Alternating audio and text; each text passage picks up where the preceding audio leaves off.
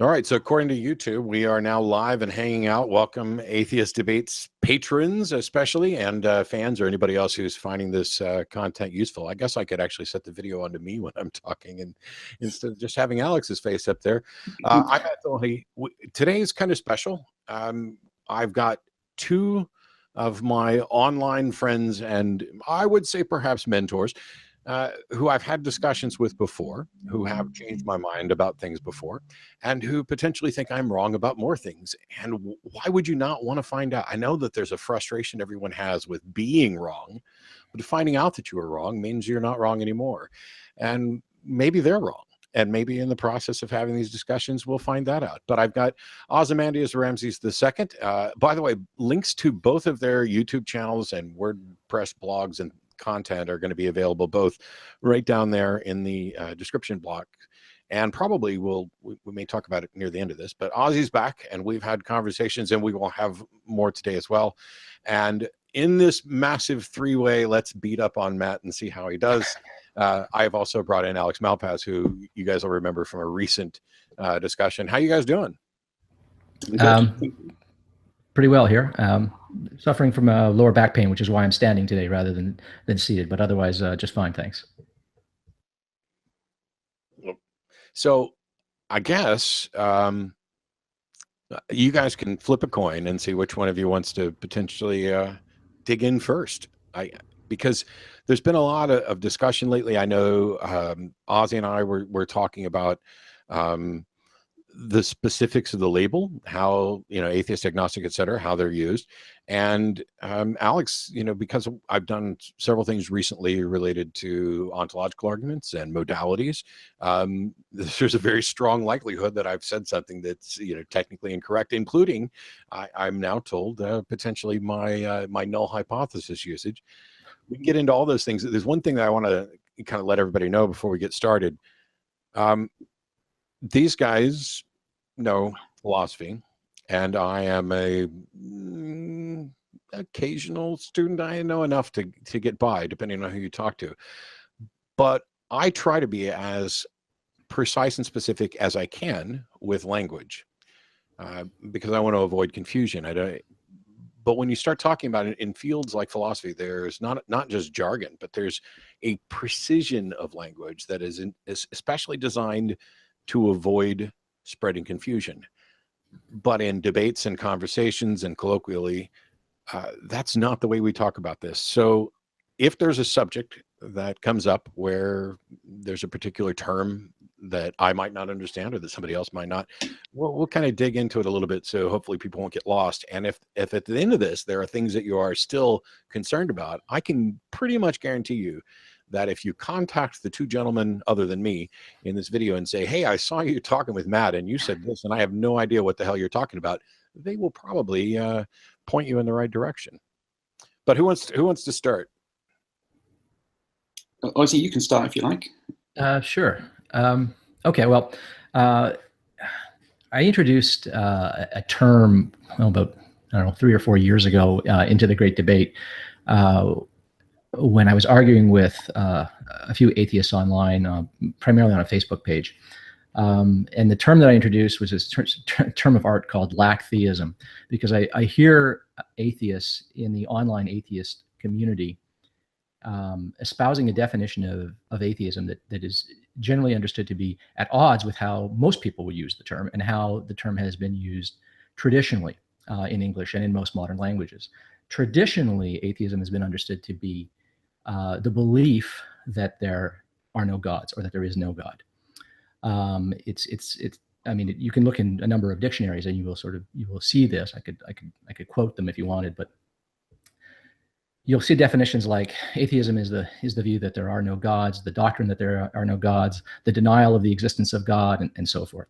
And that is sort of what people understand atheism to be. And an atheist is someone who affirms that proposition that there are no gods. But within the online atheist community, most people don't want to defend that proposition. They want to ensure that theists will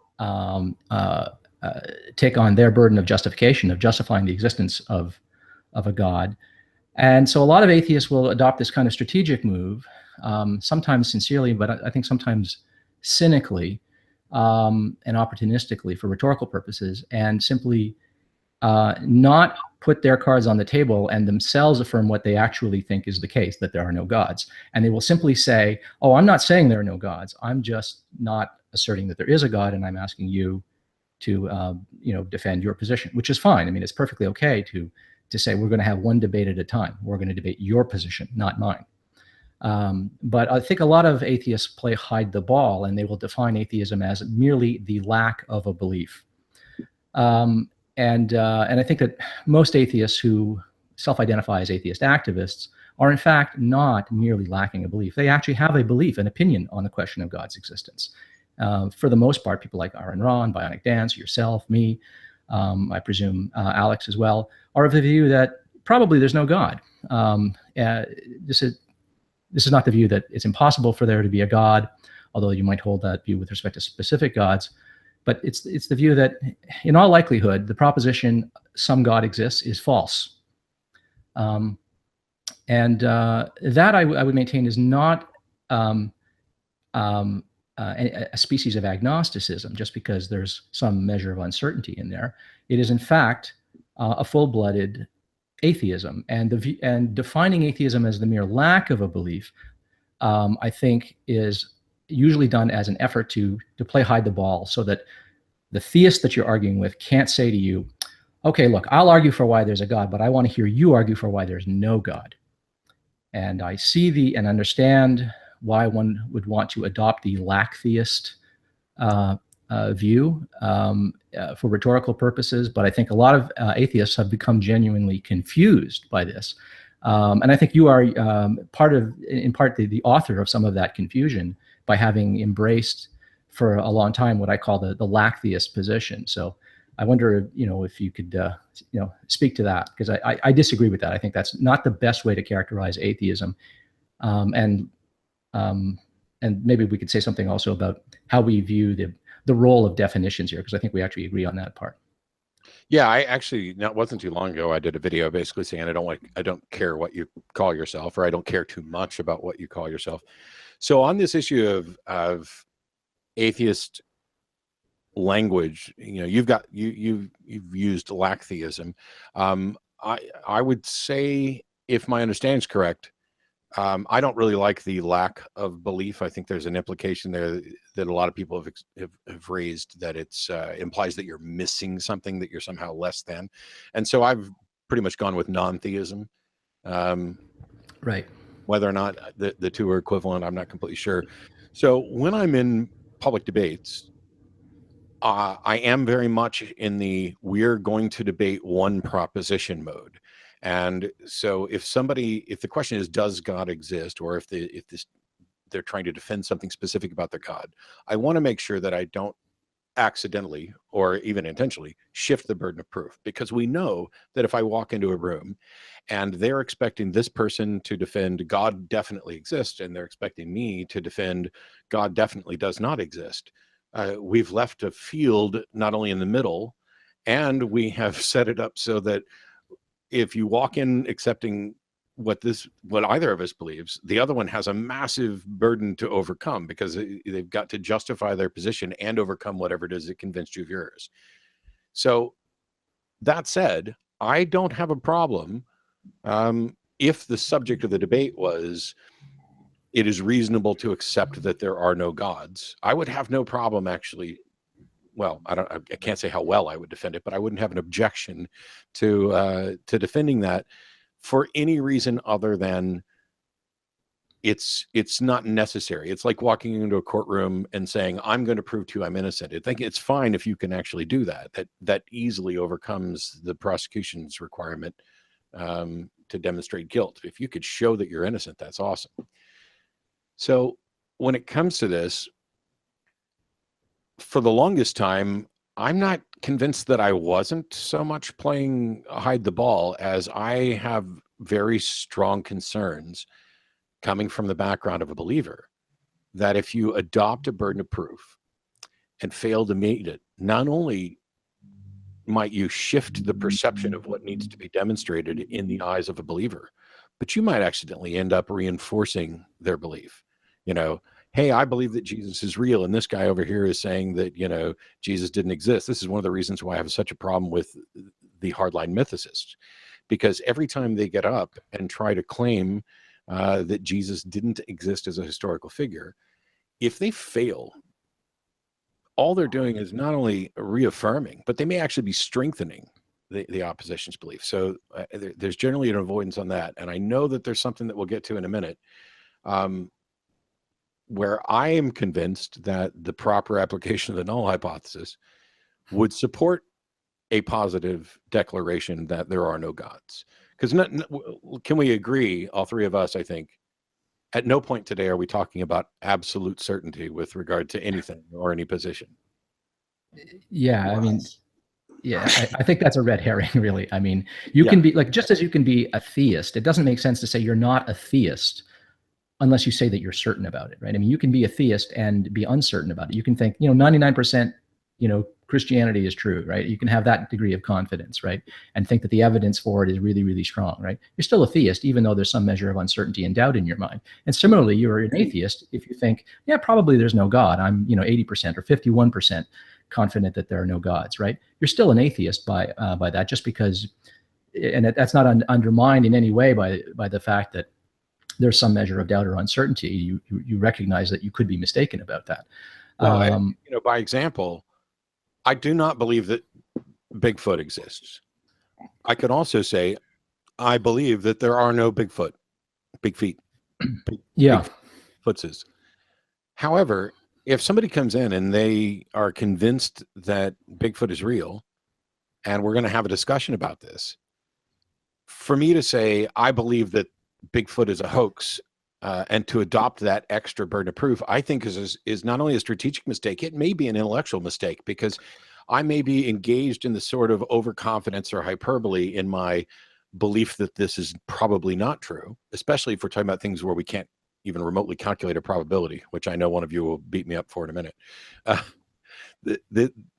The taking the extra step and adopting a burden of proof that is not only unnecessary but may not even be warranted is I think that's probably my biggest fear. Can I? Oh, sorry, Alex. Go ahead. You've been waiting. I think there's two things which are quite closely related, but not that should be distinct, at least when we're talking about these things, which is what tactics are the right ones to use when going into a debate, or what makes a good debate title, or something along these lines, where maybe having I personally think a debate title like "What's Better, Theism or Naturalism" or something, it makes for a terrible debate, because it's too broad, right? It's not specific. I mean, it really should be something more along the lines of like, is naturalism viable? Something like that. It makes for a much more interesting debate. And so questions of burden are relevant there as well, because you might just say that it's unclear what the burden, who's got what burden, when you make the debate title so broad. This, by the way, is exactly what I went through when we were trying to set up the debate with Matt Slick. He was desperate to put me on defense. He kept suggesting awful debate titles that weren't proper dichotomies, that, you know, where we were leaving massive swaths of philosophical land unattended. Yeah. And finally, I said, you know, okay, if you're really trying to push me on this, I'm not going to defend philosophical naturalism, but I'm happy to defend, you know, methodological naturalism. I'm happy to defend secular moral systems and stuff like that. And that's how we got to that title. But continue. I'm sorry. Well, I think that I want to just put that to one side. It seems to me that those questions are just sort of pragmatic and dependent on what debate you're having and who you're debating with or whatever. I think the issue that Ozzy was bringing up was more about the way to, something about like the value in promoting a certain way of thinking about atheism, independently of what you say in a debate or whatever. Because you might say, well, look, my view on atheism is such and such, but for the purposes of the debate, I'm willing to defend this other view that's like kind of close by to it because it's instructive. Blah blah blah. You might have other reasons for wanting to engage in a debate from what your views are and the right way of promoting the term atheism. And I think I'm critical of the courtroom analogy here, because the courtroom analogy says something like, you want to say, imagine a court where God is being convicted of the crime of existing, right? I've heard you use this analogy before. Yeah. And what you're saying is, as an atheist, I'm just not, I'm not convinced that he's guilty of the crime of existing or something. Yes. And my issue with that is that it's kind of similar to what Ozzy was saying a minute ago, which is that I don't think that, I mean, that seems like too high a burden even for the person who's a theist. I mean, they might not be, so the criteria for judging somebody guilty of, say, murder is beyond a reasonable doubt. I think there's plenty of theists who have reasonable doubts. It's a perfectly natural thing for a theist. And only a very strong fundamentalist or a dishonest theist is going to say that they never have any seemingly reasonable doubts, right? We all do. So it seems to me that it doesn't, I mean, atheist and pushes the bar so high that it's very hard to be a theist on that view, and everybody else counts as an atheist. And it's not so much that the idea is that you're gaining an illegitimate lightening of the burden. It's just quite implausible. It doesn't seem to track the usage of the term very well. So I mean, that's my problem with the courtroom analogy. It's too extreme. So one of the things is that we seem to be talking about a difference between how the theism label is used. Hey, I'm convinced that a God exists, and there are some people who are barely convinced and some people who are incredibly strongly convinced. And what my point would be is, at what point should you become convinced? And I think having a burden of proof beyond a reasonable doubt is actually rather low or acceptable for a proposition that is essentially utterly without demonstration. You know, when we've got people who are convinced on theism because they can't think of another explanation for how we got here, or because God found their car keys or whatever else, I think it's worth pointing out that they have set a bar of warrant that is so low that there are a whole bunch of other things that would be smuggled in as well, and yet they're not accepting those things. To point out some incongruity between their standards of evidence and what they actually profess belief on. Yeah, so then the mismatch is having a very high level of confidence and a low level of sort of justificatory resource to back that up. I mean, that in itself is a form of irrationality. Yeah. But that doesn't mean that in every case or something that the theist is a person who believes without a reasonable doubt that God exists, and an atheist is someone who's not convinced to the level of having no reasonable doubt. That just seems to me not a fair way of characterizing it. Yeah, well, part of the, oh, sorry, go ahead. I'm just for clarity, are you saying it's not a fair way of characterizing what people do, or what they should do, or both? More the descriptive rather than the normative. It just seems like it doesn't characterize what people actually do very well. Yeah. And I'm in agreement with that. Ozzy? Well, yeah. See, for me, with respect to lacktheism and non-theism, first of all, I use those terms fairly interchangeably. Lacktheism is just sort of my snide and sarcastic way of telling a person who is in fact an atheist, look, you're trying to hide among the houseplants here. A houseplant lacks a belief in God. Your cat lacks a belief in God. A newborn infant lacks a belief in God. Okay, but I would submit that they are not atheists. I'm an atheist and I'm a lacktheist. I lack a belief in God. I'm a lacktheist because I'm an atheist. Right. I lack a belief because I think the proposition is false. My cat lacks a belief in a God for entirely different reasons. It can't even entertain the proposition. So I think that's a distinction that makes a difference. And I'm absolutely fine with that. Oh, I know you agree with that. Yeah. But I'm trying to sort of state why I think something important hinges on this. And what hinges on it is this: my cat, the baby, the person who's never heard of a God, doesn't have a burden of justification for why they lack a belief in a God. But anyone who's walking around saying things like gods are myths, gods are fables, gods are imaginary, gods are inventions, gods are bullshit, right? I mean, if you're walking around saying those things, or even just thinking those things in your heart of hearts, then you are in fact making a claim about reality, because those are all claims about reality. When you say gods are made up, that's a statement that implies that those gods don't exist. That is a claim about reality.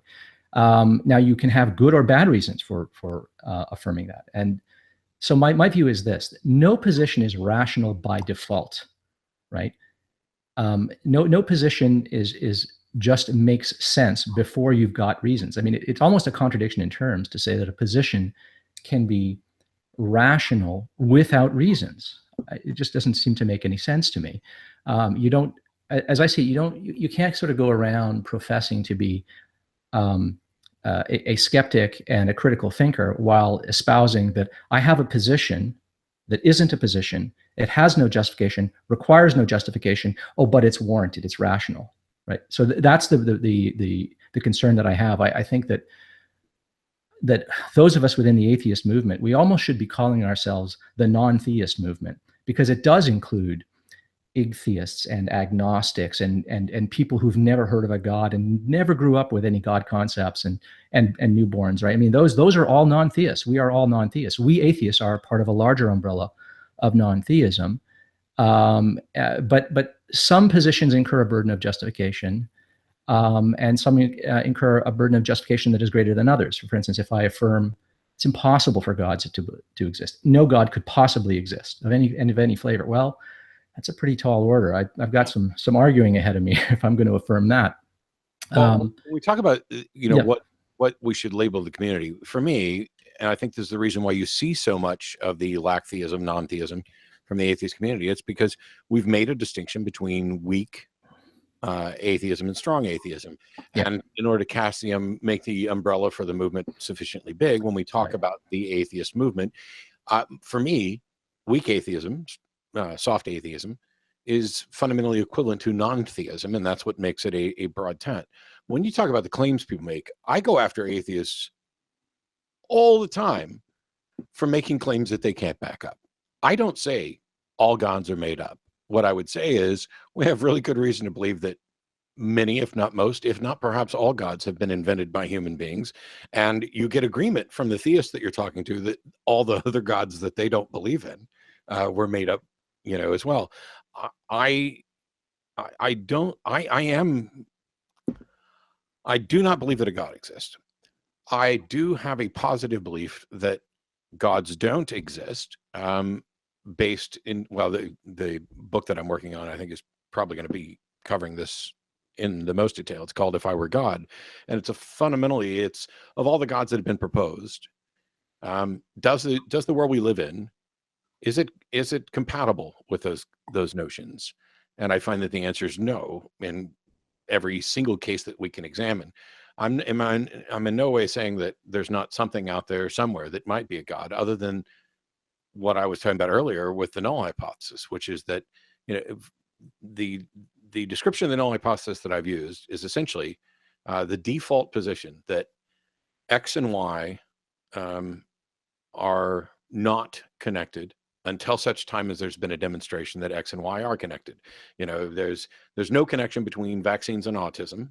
That's the default position. And what we do is we falsify that proposition by showing that there is a connection between this.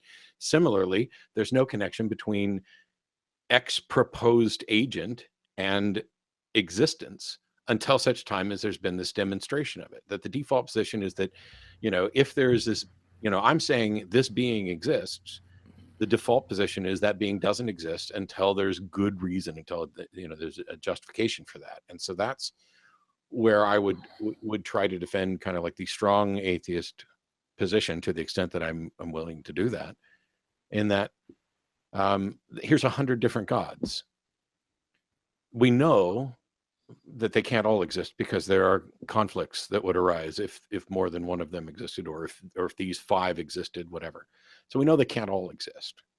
And we need a justification to believe that any particular one exists. And the null hypothesis would be that this God does not exist until such time as it's been demonstrated. Yeah, so I think that the characterization of the null hypothesis being that given any two phenomena, you assume no causal link is present. I think that's right. And as you said, pick some vaccines and autism or something, assume that they have no effect and falsify that. That's right. But it seems to me it's a different claim altogether when you start talking about whether or not something exists. And I think it's a different thing to say that the default position on any existence claim is that that thing doesn't exist. I don't think that's the same thing as the null hypothesis, right? So if I say to you, that there's a sleeping dog next to me, right? Your default position shouldn't be that there isn't a dog there. No, and it would be weird if it was. No, it wouldn't be weird. So I think you're skipping ahead a step. So if you tell me that you have a dog asleep next to you, what happens in my brain is my brain has to become convinced that this is true. And for the claim that you're making, it's extraordinarily mundane. I have mountains of evidence of dogs and dogs sleeping and all of this, such that there's an almost instantaneous, but not quite instantaneous acceptance. The mere statement of that, when viewed with the framework of what I know and understand about the world, that convinces me. If you say I have, we'll go back to Carl Sagan and the invisible pet dragon, I don't have a sufficient understanding such that this becomes immediately accepted or nearly immediately. And instead, you have a burden of proof. This is about whether or not I'm willing to accept you at your word based on all the rest of the things I understand about reality. It's not that the claim alone doesn't make the case. The claim plus all of my experience makes the case. Well, can I ask a question? Can I just ask a question to clarify the differences here? Matt, in your view, is holding to the null hypothesis, when you say that it's the default position, are you saying that one should think that it's true or more likely to be true and hence more rational to believe the null hypothesis than not? Because I think that might be where we're sort of running aground here. So I think what you're asking is, so we'll stick with vaccines and autism real quick. Sure. The null hypothesis is that there is no causal connection between vaccines and autism. Right. And I think what you're asking me is a distinction between whether I am holding to a null position that there is no connection until a connection is demonstrated, or if I am in fact accepting that it is the case, the truth, that these two are not connected. And what I would imply is that I'm using the former and not the latter. I'm not using the null hypothesis to conclude there absolutely are no, well, I shouldn't say absolutely, there are no gods. I'm saying that the null hypothesis, as I was using it there, would be that you are rationally justified in holding to the idea that there are no existing gods until such times they're demonstrated. And you are rationally justified in holding to the idea that vaccines don't cause autism until that link has been established. And so for Alex, I'm rationally justified in accepting that there's not actually a sleeping dog there until such time as it's rationally justified. It's just that is a trivially mundane. I've talked before about the heuristics that I think our brains go through, which is you're presented with a claim. And the first thing is, do I already accept this claim? And then you go through these things of, is this claim very much like other claims that I accept? Is this claim consistent with what I understand about reality? What do I know about the person making this claim? Is there potential for them to be intentionally deceiving me, et cetera? And we become so good at this that you don't follow those. This isn't like a computer program. It's a loose heuristic.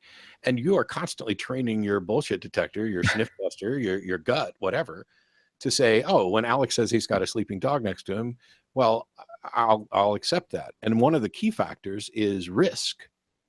If I find out that Alex is wrong, what has that fundamentally changed?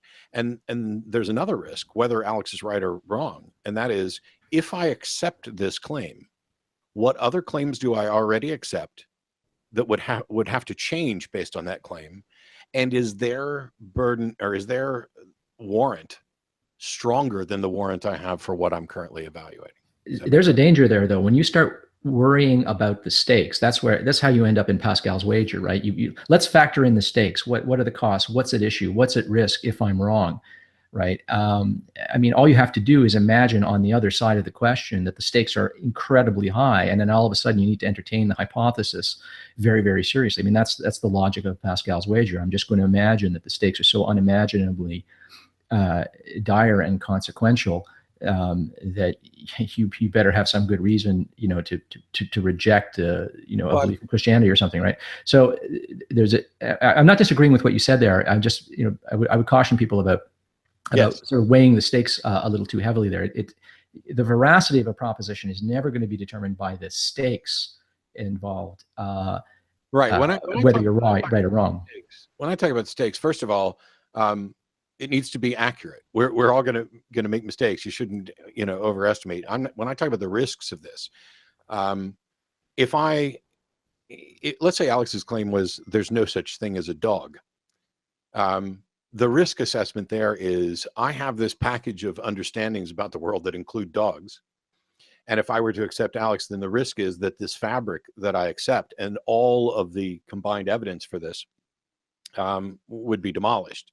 The other risk is, and I tend to view this, as a magician and, I won't say an expert, but somebody who's familiar with confidence scams, is when somebody's trying to sell you on an idea and you evaluate what they have to gain and what you have to lose, specifically, monetary things, not like let's expand it to eternal lives.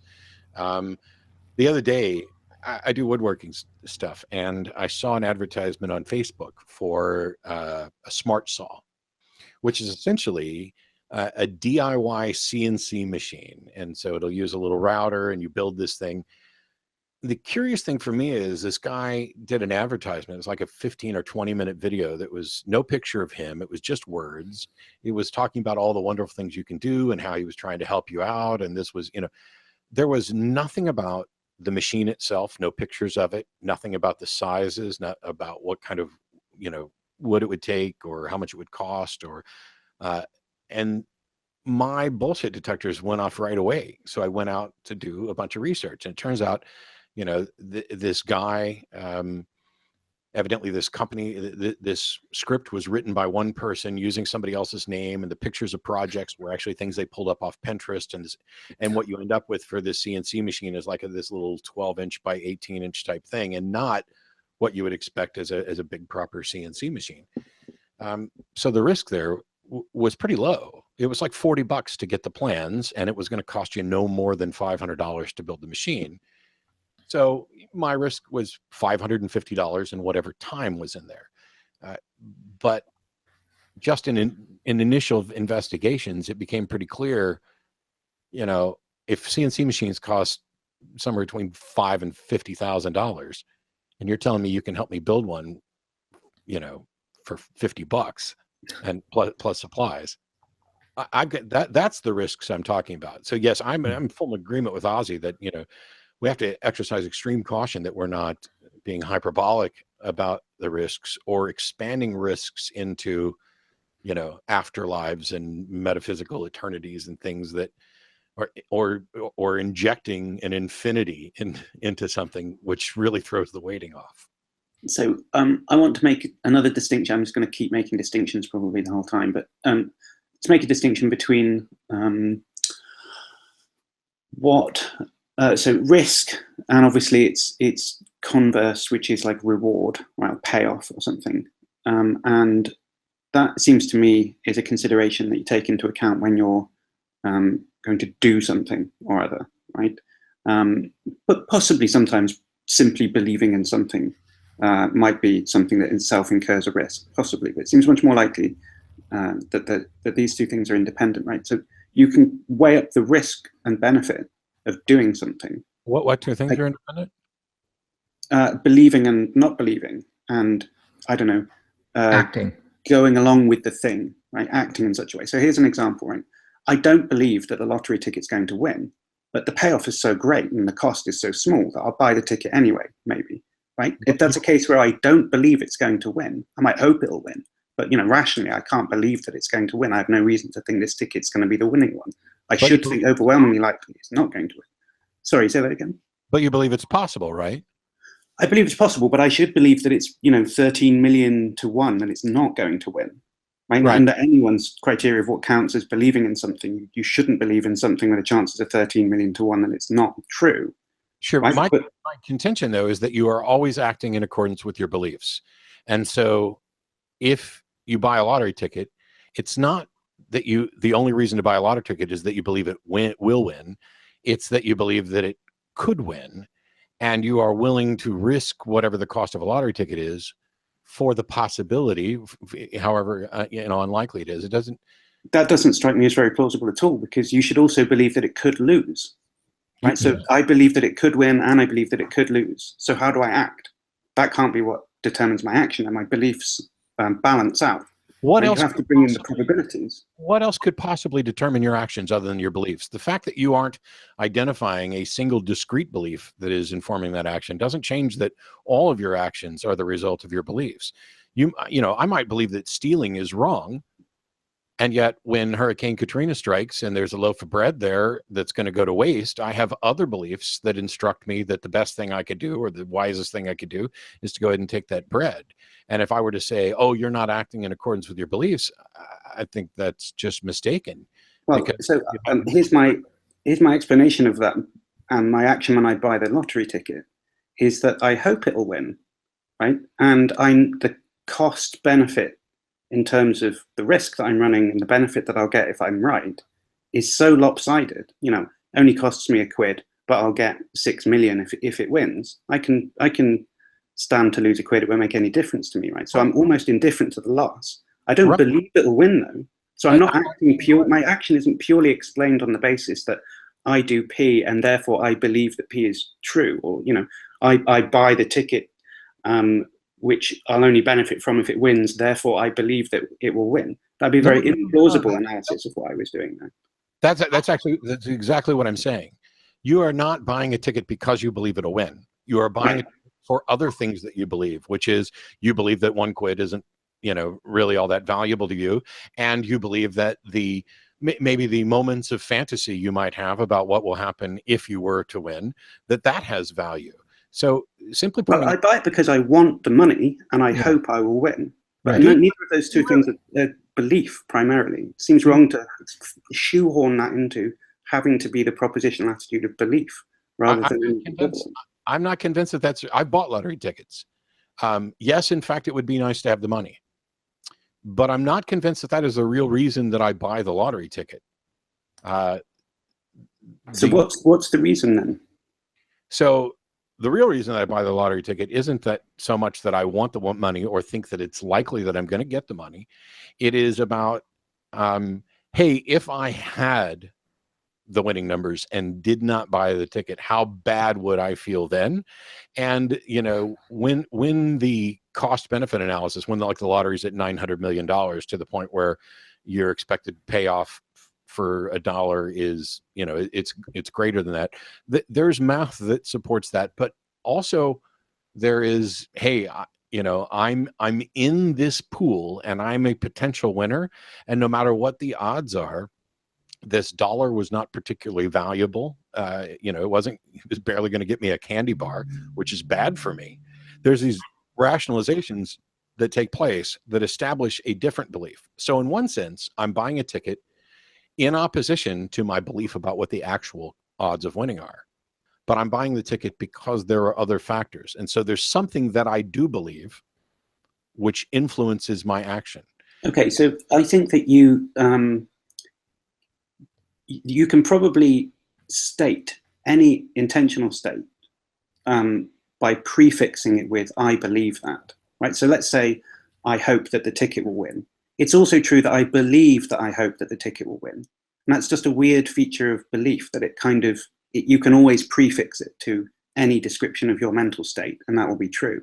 But I think it would be wrong to conclude from that means that your actions are always solely governed by your beliefs. It seems much more intuitive. What else can they be controlled by other than beliefs? Well, like I said, other intentional states like desires and hopes. Wishful thinking and hopes and all of those things. So, okay, I guess this is the problem, is that Alex is drawing a distinction that I don't really recognize. And I'm not saying I'm right. It's just that hope and optimism, I would say, are based on beliefs about the value of hope and optimism. Well, I mean, but that's going back to what Alex was just saying, that for any intentional state, you can always prefix it with, I believe that. So if I say, I hope that, or I desire that, I could also then append the following, or not append, but prefix it with, I believe that I hope. I believe that I desire. You can always do that. You can. It's a queer thing about it. Intentional states where there's an intentional object. But I think it's more complicated. I think it's more than just that. It's not just that I believe that I hope. It's I am convinced that there is value in this hope. So the things that I am convinced of are my beliefs.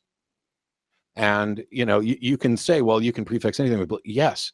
I am convinced that every potential proposition in my head that I accept, that is a belief, and it informs actions, and that actions are always informed by, not necessarily controlled by, a single explicit discrete belief, but they are always informed by what you believe, which is why when you seem to see someone acting in conflict with something that they believe and profess they believe, they're not necessarily being insincere. It may just be the case that in this particular scenario, they have a different belief that is weighted more strongly, that is more compelling in this scenario. Okay, so maybe, well, sorry, Ozy, you go.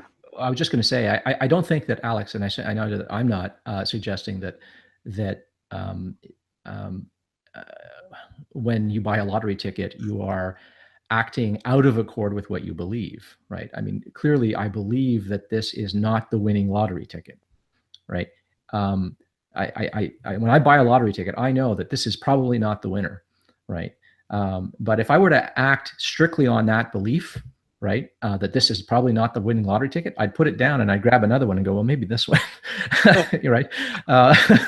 Right. So the difficulty is this, and lottery tickets, lottery buying is sort of a paradigm case of a kind of at least on its face, a kind of irrational behavior, because for every lottery ticket that's sitting in front of you, you pick each one up and you go, no, probably not this one, probably not this one, probably not this one. But then you end up buying one of them, knowing that it is not more likely than any of the others. And so you've just walked out of the store, right, holding a ticket that you are convinced is probably not a winner.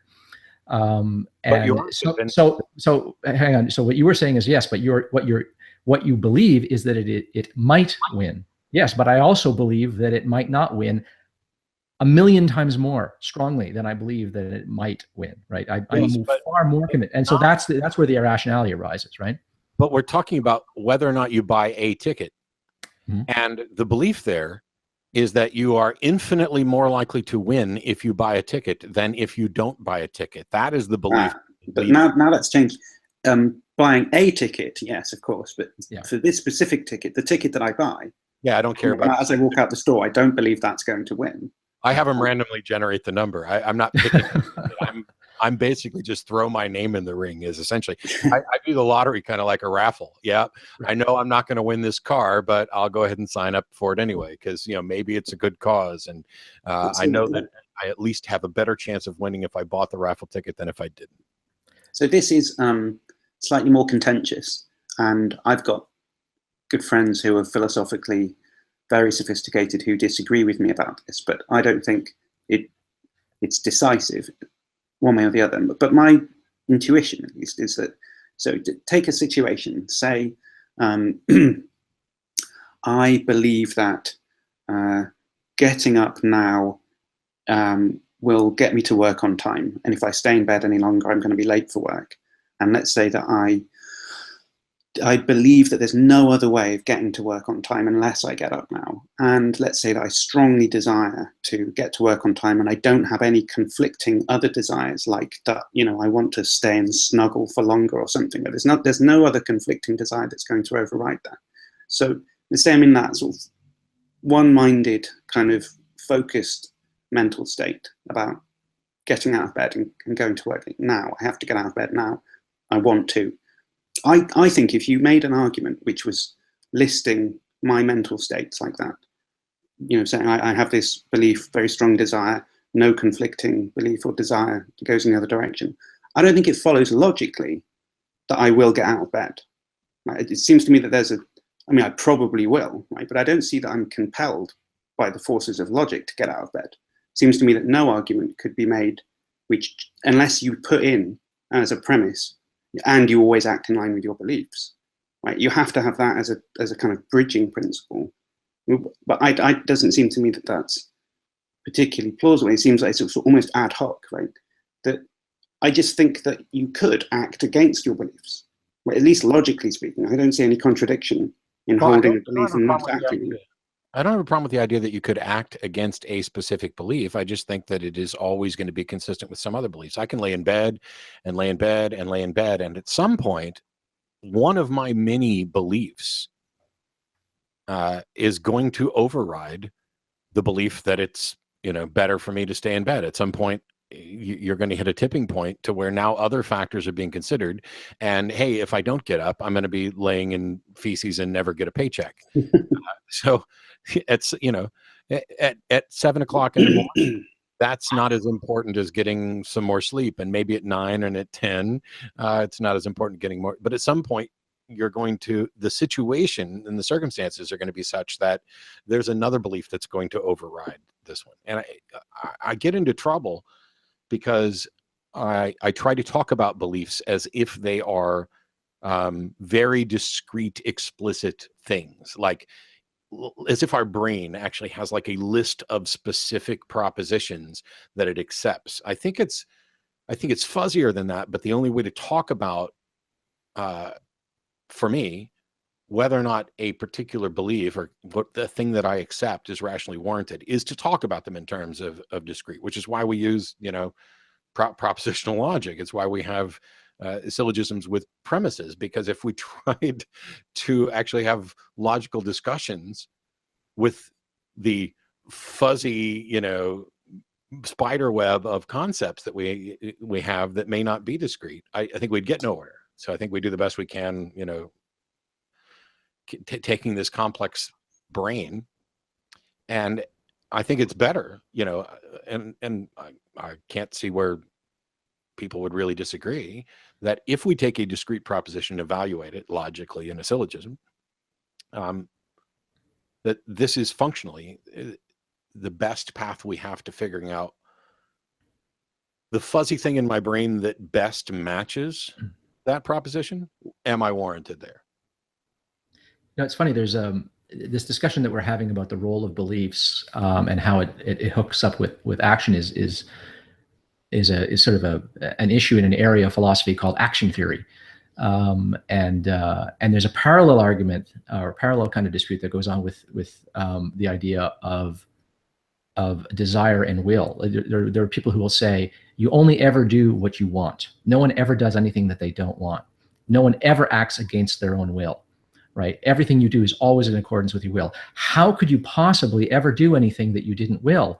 Right? I mean, it doesn't matter how much you hate doing something. If you hate doing something and you ended up doing it, it's because ultimately there was some other desire that occasioned you to will it, right? And that's actually a very contentious view in action theory. And there's the same kind of argument with belief. And there's actually a name for this theory, but I can't think of what it is right now.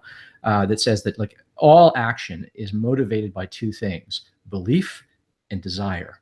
And those two things together exhaust every human motivation and fully explain, if you understood all of your beliefs and all of your desires, would fully explain everything you do for everybody. But there are a lot of people who think, no, that there's a problem there, because some people think that, no, right on its face, that's got to be wrong. There are plenty of times where we do things that are just flatly irrational, clearly in violation of what we believe to be true.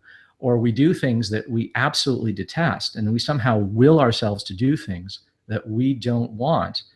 And it just seems like insisting on the theory at issue in a question-begging way to say, well, no, there must have been some other desire, right? A deeper desire that caused you to do that thing that you hate doing. You know, like getting out of bed in the morning or something like that. It's because you really have a higher bid. What's that? I think you're actually describing my position. Except I am. That's what I'm trying to do. I don't feel the need to draw a distinction between belief and desire. I think they're labels for essentially identical things. Something in my mind accepts X to be the case, whether X is described as a desire of mine or something I am convinced of. I think that's a distinction without a difference, at least from the way I look at it. They're both in, so that they both come under the terminology. I mean, I know we're not going to, there's no need to use terminology to confuse people or whatever, but it's a useful and well-known piece of philosophical terminology. This idea of a propositional attitude, right? So it's an attitude which takes a proposition as its object. And what that means, so take the proposition, something like that you win the lottery, right? You could believe that you will win the lottery, or you could hope that you will win the lottery. You could, if you were weird, be worried about, you could fear that you will win the lottery, right? And what will I do with all that money and the responsibility or something? Right? You can, so if it's, you know, something that P, and it describes your internal mental attitude towards it, that's a propositional attitude. And belief is just one type of propositional attitude. And desire is another one. Intention is another one. I could intend to meet you at the cinema or something, right? So I intend that the proposition that I meet you at the cinema is true or something, right? So there are lots of different important and crucially different intentional propositional attitudes or intentional states, depending on how you characterize these things. And you shouldn't say that they're all, it's a distinction without a difference. They're very different from each other, I think. Desire and belief in particular. So this is the thing that I'm not convinced of, and maybe this will be another example, or it could be a rabbit hole. I've heard people talk about what questions versus why questions, or what questions versus how questions, etc. And yet I think that it's trivial to take any one of those questions and reform it with another primary interrogative. So, like, what is the explanation for the origin of the universe? Could be, how did the universe come to be? Or why is there something rather than nothing? And yet fundamentally in all three of those questions, whether we said what, how, or why, we are essentially addressing the same topic and trying to come up with the same sort of thing. What is the explanation for the universe? How did the universe come to be? Why is there something rather than nothing? I think there are good reasons to go down the different paths, but I'm not sure that they lead to different places with regard to a correct understanding of the facts. I don't think that I mean, I think there are lots of times where you can translate a why question into a how question, where you can reduce one to the other. Certainly, you know, in evolutionary biology, questions about, you know, the proper function of an organism have traditionally been, for a long time, were understood to be why questions. There had to be, you know, a purpose that God had in mind when he created the hands and the eyes and the heart. And, you know, the heart is for pumping blood, eyes are for seeing, hands are for grasping and stuff like that. And then you get someone like Darwin who comes along and gives us a strictly physicalistic causal way of understanding that takes away the idea of prefigured or anticipatory outcomes, right? There's no mind, you know, required. There's no purpose or intention in that sense. There's no prefigured intentions, right? No mental states involved. And so there you have why type questions that get explicated and cashed out in terms of how questions. But I think sometimes that we can't effectuate that. I mean, for instance, if you ask, you know, you say, hey, Ozzy, you know, how comes it that you're standing here right now instead of like sitting in your chair, right? Why are you standing in that room instead of sitting in the chair where you normally sit when you do hangouts or something, right? Well, there's different accounts that you could give. You could give an account that goes like this. Well, there were secretions of acetylcholine at the axon end plates of my motor neurons coming out of my motor cortex, and you know, and you can give a purely physicalistic account at any level of description you want, at physicalistic level, right?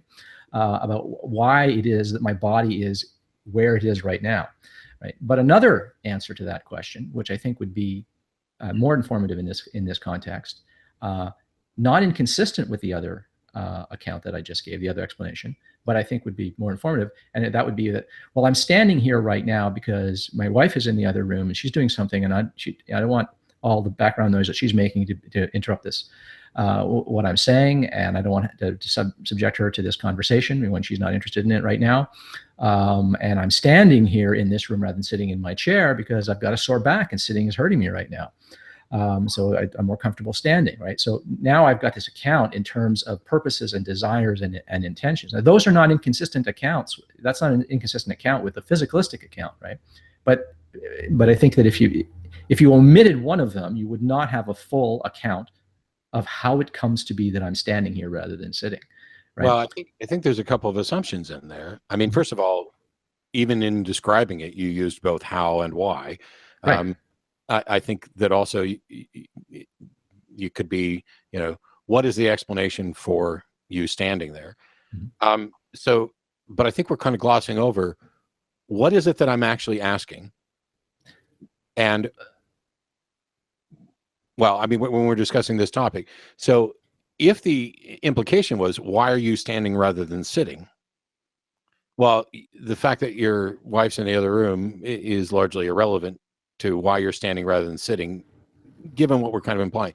But in any case, the more accurate and more thorough the explanation is, doesn't change that we could ask that question in a number of different ways. And fundamentally, if we were to drill down to the most specific, if I were to ask the most specific question I could to elicit the response that I'm looking for, I could ask that in different ways, and it doesn't matter whether. Well, only thing that matters is that you understand what I'm asking for, so that you give the answer in the context that I'm looking for. Yeah, a relevant answer to it. I may not have been asking about anything related to brains, or it's something as simple as it hurts to sit down right now would be sufficient.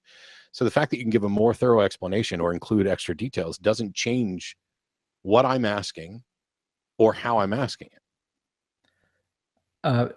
No, it doesn't. But I mean, let's say that you're asking, let's say you're asking for a physicalistic account. Then, of course, talking about why I'm in this room rather than that room, why I'm standing or sitting in terms of my back pain would be irrelevant. You would want to know, an account in terms of which way the molecules are blowing through space, right? But if you get overly reductionist, I'm just saying that. No, but you could ask that question. You could ask that question wanting an answer to that. That might be what you're preoccupied with when you ask the question, right? And I now most of the time, if you ask a person, why are you standing rather than sitting, you're not concerned about which way the molecules are blowing. You are rather concerned with things like desires and intentions and interests and things like that, right? And that's when all of the talk of why and purposes comes in, right? So yes, the question that you're asking is good. It should determine how I answer the question. Do I answer it in terms of physical how-like properties, or in terms of whys and wherefores, right? So I think that's the difference there. But all that is to say that there is a difference between answering a question with a that answers why, as opposed to answering a question that answers how. I mean, there really are some phenomena that I think it makes perfect sense to ask why, and then some phenomena it doesn't make sense to ask why. If I say, why is that stone sitting over there, I'm either asking why someone put it there, and if I'm not asking something about intentions or something, then clearly I'm asking about what erosive forces brought it to that location or something like that. I think I'm largely in agreement. And here I'll just put a bow on it this way. Over the years of doing the show and interacting and in making my own changes, I am increasingly concerned that people are asking the wrong questions, that a why question carries with it baggage that is unjustified, that doesn't necessarily fit the scenario. Mm-hmm. And I recall, somebody calling into the show saying, well, if God didn't create the universe, who did? Now, clearly they are asking the wrong question there. And so what I've tried to encourage people is to ask the correct questions that eliminate as much baggage and as much influence over the type of response as possible. So to say, what is the explanation for this stone being on top of this other stone? That allows for, Ozzy put it there that way. He intended to create this artistic structure. Or it allows for natural erosion, left it in this way, or it was washed down here by a river. You can always get to the correct answer with the simple, direct thing. And if you ask, I agree with you, the why questions carry with it some sort of implication of intent. And so I just try to, I guess, to get away from those questions. The questions that contain the baggage are the ones that I want to kind of eliminate. But on this issue of of belief and desire, I think I'm doing essentially the same thing. I suspect, so the magic show I'm doing this weekend, Alex actually mentioned the word intuition. I'm actually doing my entire portion on the subject of intuition. Now, I've been a magician for years. I've been doing mental magic for years. I have a number of friends who are mentalists. Recently, I was introduced to Colin Cloud, who's touring with the Illusionists, and his character is sort of Sherlock Holmesian, and he calls himself the deductionist, and it is essentially this: I'm going to be able to deduce things that, you know, like Sherlock Holmes could deduce. I think the path that I'm going down there is nobody has used the term intuitionist as their mentalist moniker, so I will probably keep going down this path, because intuition is a point of extreme curiosity for me, because what the hell is it? It seems to be a label that we stick on a baggage things. You know, I've got an inkling, a suspicion, you know, I'm making a prediction. When I'm walking down the corridors at a shopping center, I don't have to tell people I'm veering to the right or the left. We're able to read body language. We're able to read facial expressions. I can see Alex nodding, and so I'm going to infer some level of agreement from this. But we're so good at it, and this is actually part of what I discussed in the show, it extends beyond us as a person. How many of you have been in traffic and you can't see the face of the person in front of you or off to the side of you? You can't really see their body. You're paying attention to the road, and yet something about their agency seems to expand beyond their body and go to the car, and you just get this intuition: this jackass is about to cut over in front of me without using any sort of turn signal.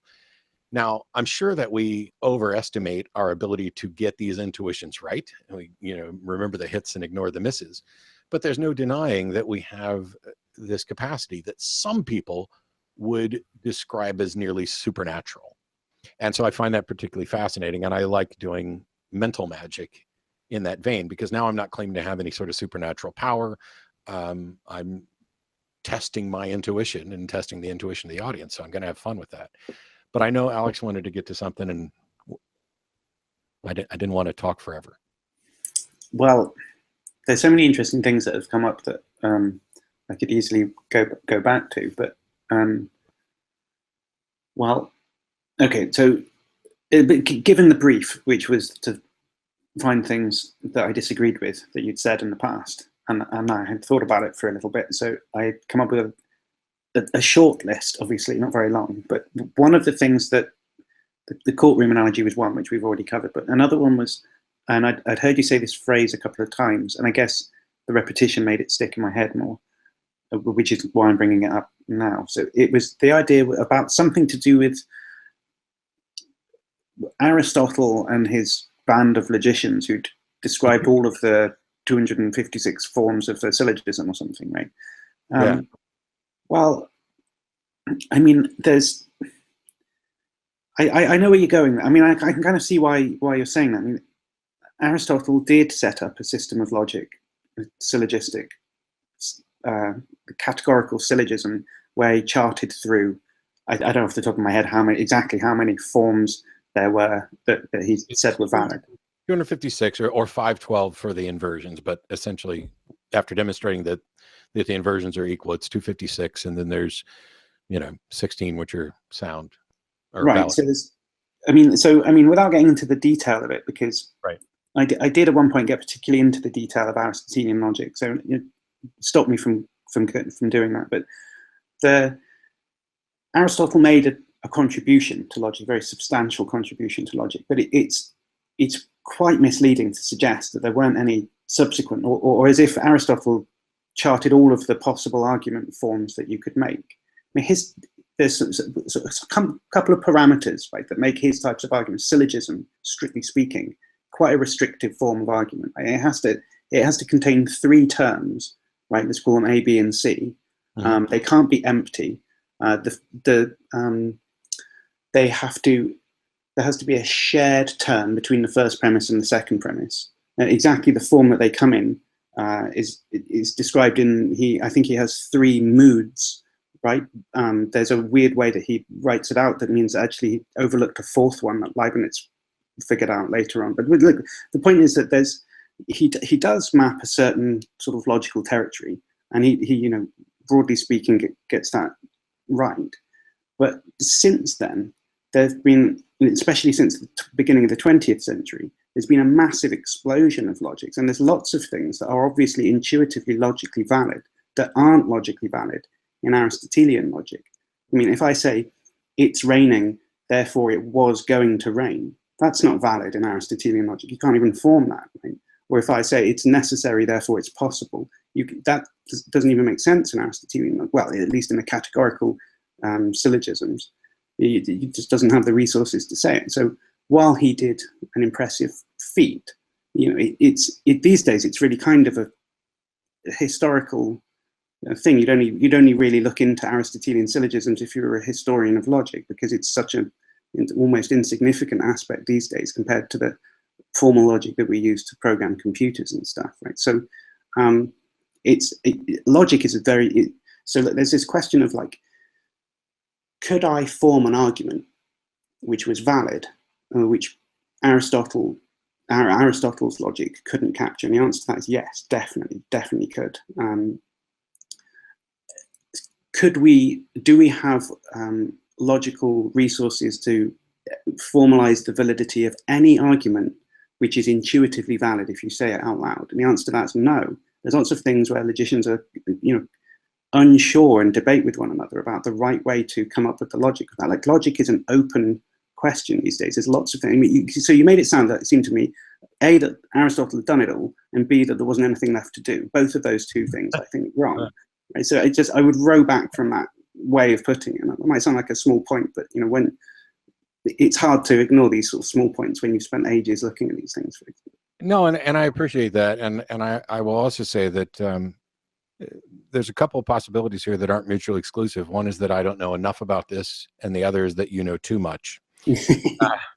The point of this is there are people who, when we're talking about logical reasoning, want to stick as closely to Aristotelian propositional logic as possible, because it has a, I would say, unique feature amongst various different logical forms, which is we know that these syllogistic structures, if you insert true premises, you necessarily get a true conclusion if the form is valid. And so it's an easy way to demonstrate that if you accept the propositions, if you accept the premises and reject the conclusion, you are by definition being irrational. You don't have good reason for your belief, or you don't have good reason to object it.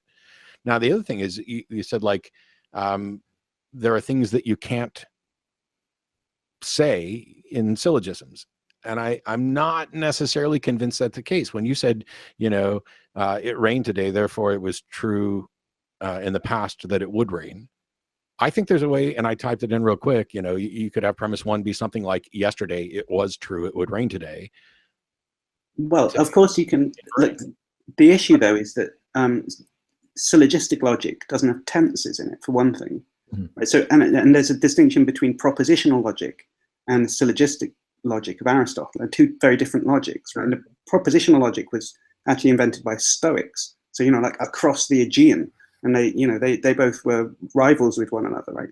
So, modus ponens, if P then Q, P therefore Q. Right. You can't say that in the syllogistic logic. That's propositional. So, I mean, even that is inexpressible in Aristotelian logic. Because in syllogistic logic, you have propositional statements, and in syllogistic logic, you have statements, and in propositional logic, you add in the if. But this is probably nitpicking, because I don't think that there's any objection to restating what modus ponens says and means in a syllogistic form. I mean, well, the word syllogism has a common currency these days, and it just means a little argument, right? And in that sense, modus ponens is a syllogism. But in syllogistic logic, the Aristotelian logic, a syllogism is it like I was trying to, I mean, I don't want to go into the details because it's boring to everyone apart from me and like 2 other people in the whole world, but hey, there are, all 3 of us are here.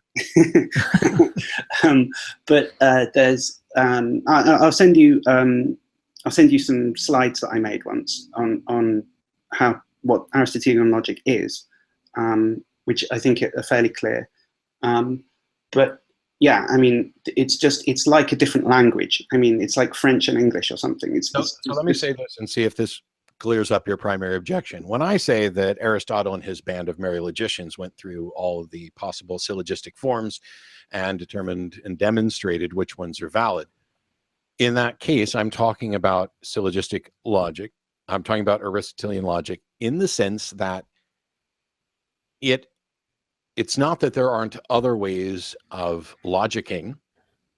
It's not that there aren't other systems by which one can state and evaluate propositions. It's just that these forms, which I think you can stick almost anything into with, you know, some fudging around of how you word things. What we know is that true premises lead to a true conclusion, and we can demonstrate that if you accept the premises and reject the conclusion, you're being irrational. So if it's possible for me to form, well, you laugh like that part was wrong, I'll let you get to it. If it was possible for me to construct a syllogism where you accepted the premises and rejected the conclusion, would it not be the case that you are that you have no warrant for rejecting the conclusion while accepting premises? So one thing to be aware of is that their starting premises, the kind of foundational assumptions on which the logic is built, are not themselves things that haven't been questioned by logicians in the history of logic. So, and that's to say that when you question one of those foundational aspects of it, then things that are logically valid for Aristotle stop being logically valid, or things that were logically invalid for Aristotle become valid in a different logic. And there are logicians who've defended these types of changes. So it's certainly not the case that just by sticking rigidly to Aristotelian logic, that means you're uncontroversially being rational. And here's an example, right? So one of the many differences between Aristotelian logic and the what they call classical logic, the kind of modern logic that was invented by people like Frege around the beginning of the 20th century, is this inference, something along the lines of the following. Like if you say all A's are B, then for Aristotle, that entails that some A is B. But that's not valid in modern classical logic. Like that is actually not a valid inference to make. So the question of whether or not, I mean, you could stick to the Aristotelian principles and you would find that your notion of what's valid was different to what Frege's notion of what's valid was. It's not clear-cut that rationality tracks Aristotelian syllogisms. Right? It was certainly taken for granted by a lot of people throughout history. I'm not taking away from Aristotle's significance. Right? He's by far and away the most significant character in logic for 2,000 years. Like so Kant said that logic took not a step forwards nor a step back ever since Aristotle. Right? But I'm just arguing that, you know, these days citing Aristotle as an authority in logic is about 120 years out of date. Well, you just said that, you know, under Aristotelian logic, if all A's are B's, some A's are B's. Yeah. And then you said that under Frege, that's not valid. Yeah. Yeah.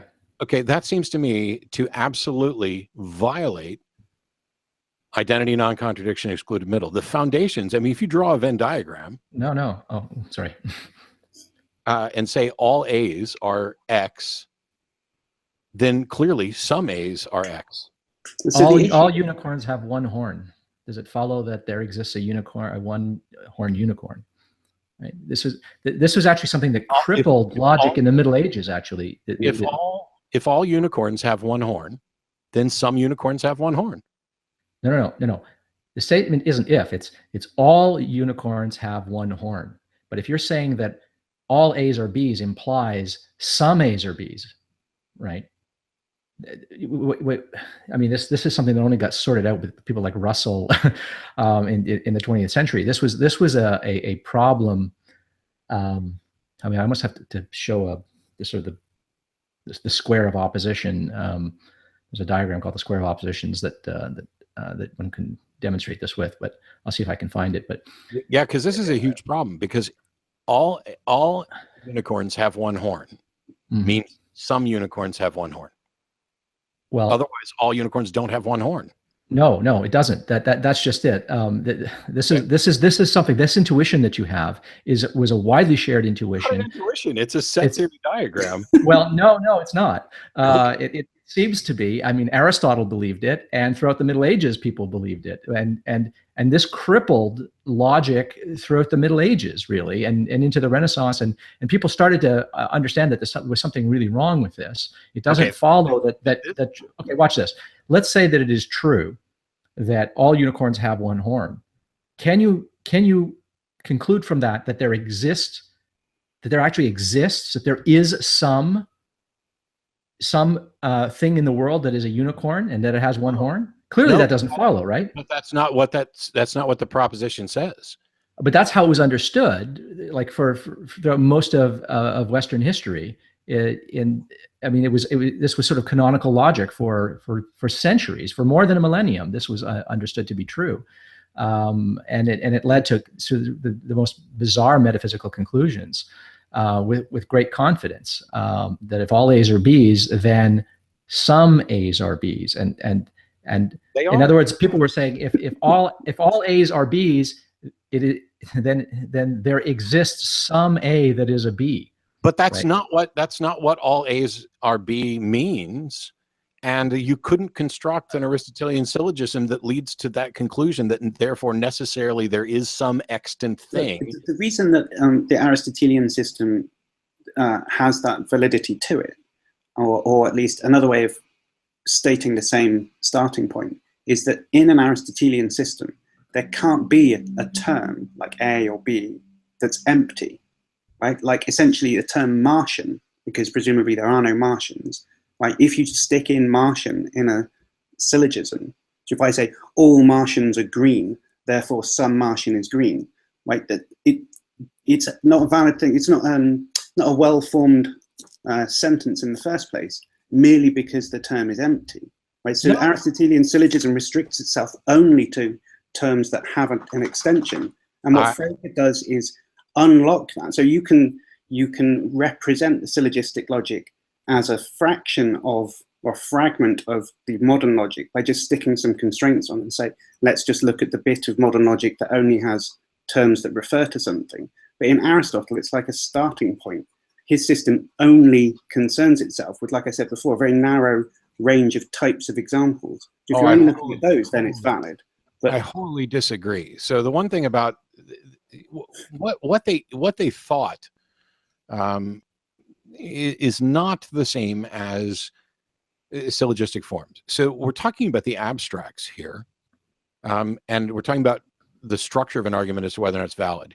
It doesn't matter whether A exists or is a thing at all. All we're saying is that whatever we define A to be, here's a statement about A. It's not saying A's necessarily exist. And the fact that we can talk about these forms in the abstract, I think would demonstrate that. Now, it may be the case that ancient people, when they heard, you know, all Martians are green, made some assumptions about Martians existing. But that's an error on their part, not a fault with the structure and forms related to syllogism. If all Martians are green, then by definition, some Martians are green. And that is not a statement that there exist some Martians that are green. It is a relative as some being a portion of all. And if there are no Martians, then yes, this statement, all Martians are green, is devoid of any context that ties it to reality. But it's not a problem with saying that if we define Martians as beings from Mars who are green, then that becomes a definition of Martian. And then if we say all Martians, or if we define Martian as beings from Mars, and then we say all Martians are green, it doesn't matter whether they exist or not. We're assessing that abstract definition. It doesn't matter if it points to something real. We are comparing the sum portion of that all to the all, not to what's, you know, epistemically justified in reality as being an agent.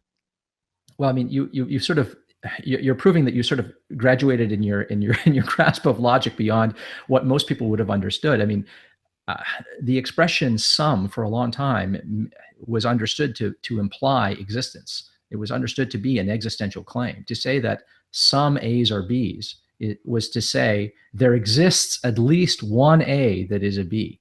This is sort of how it was parsed. I understand what you're saying, and hence this was sort of crippling for millennia. Wow, at least some of them. That's baffling to me. I understand what you're saying, and I agree that that assumption would be wrong.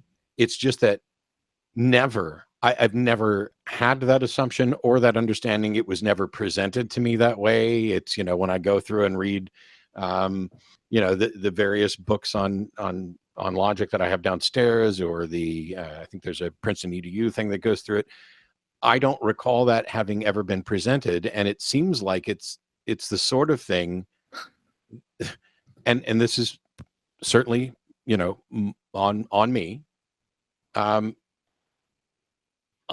It's so obviously not the case that I have difficulty grasping that people assumed it, or that it would be a crippling revelation for logic, because it's so simple to just draw a Venn diagram of set theory, and just say it doesn't matter whether any of these things exist. If we define all Martians are green, then by definition, every individual portion of Martians, whether they exist or not, would in fact be green by definition.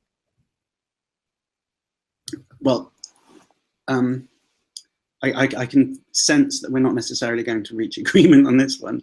I think I'm not sure that we don't agree. It's just that I'm unaware, or was unaware, that there were people who assumed that when you created a syllogism that said some A's are B's, that this necessarily meant you could only be talking about an actual extant thing, and couldn't be talking in the abstract of, if it were the case that such and such.